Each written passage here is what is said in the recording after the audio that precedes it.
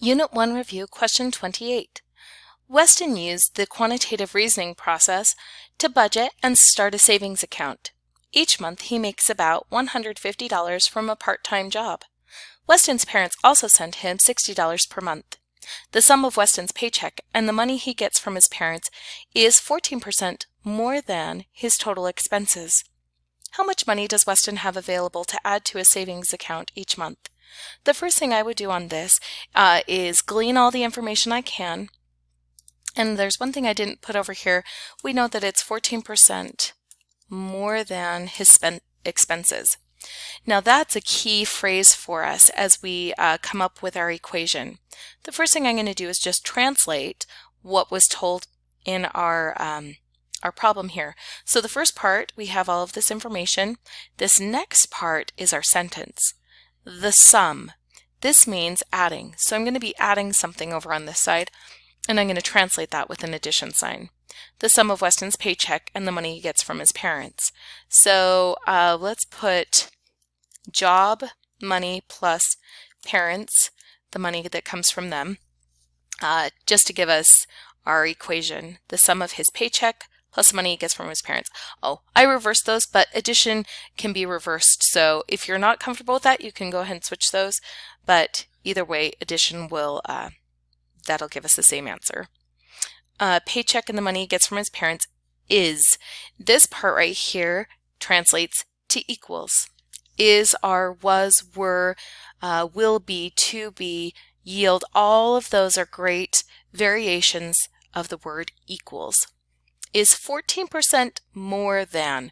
This is the phrase that we've talked about in previous examples. That means that I have 100%, change that to a decimal as 1. More than means that I need to add to that 100%, and it says 14%. So changing that to a decimal is 0.14. Closing the parentheses, that shows me that I have 100% of whatever it is I'm looking at, plus the extra 14%, and that's where the more than comes from. More than his total expenses. So on this side, we multiply this one to expenses. There we go. And that's our equation. So now I need to just plug in all of the numbers that I have gleaned, and we can solve for it. So job plus parents, we have 150 plus 60, or you could put 60 plus 150 if you'd like to stay in order, equals 1.14 by adding the 1 and the 0.14, timesing his expenses, and then moving to the next step, 150 plus 60 gives me 210, equals 1.14 times the expenses. I'm just going to put an X there for expenses, just to speed us up a little bit. Then to solve for the expenses, we need to divide both sides by the 1.14.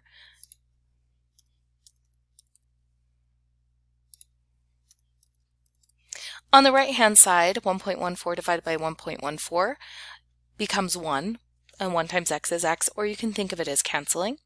And so we have 210 divided by 1.14 equals x, or the expenses. And we can find that using Excel to calculate for us. Typing an equal sign so it'll calculate. 210 divided by 1.14 gives us 184 and 21 cents. And that's the expenses. 184 and 21 cents equals expenses. All right, now it asks a little bit beyond that. How much money does Weston have available to add to his savings account each month?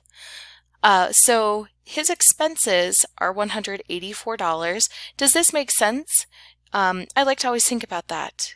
We found a total of his job, what he gets paid from his job and his parents as being 210, and it told us that his the money that he gets is more than his expenses, so that's good. This is less than what he makes total.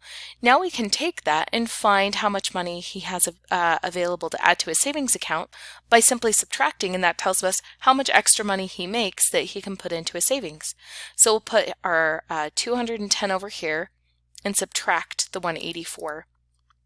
So I'm going to press equals 210 minus, and I'm just going to cell reference here so I don't have to type it. One left click, press enter, and he has $25, and rounding this gives me 79 cents. And this wants it rounded to the nearest cent, so we'll do 25.79 for our total that he can put into a savings account. And we can move to the next problem.